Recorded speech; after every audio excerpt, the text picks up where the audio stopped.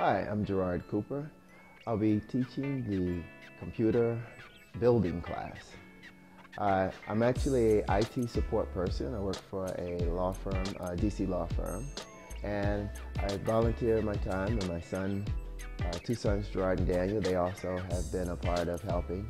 Basically what I do is I teach the kids how to take the computer apart, identify each part and what they do, and put them back together. And they have to work when we put them back together.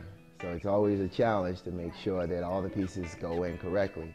While they're taking the computer apart, they also are learning about computers and how each part functions and how they work. And also I teach them how to troubleshoot viruses, how to clean their hard drives and scan so that they can use these skills on their parents' computers or their own. One of the great things with IT, you can start doing it right out of high school.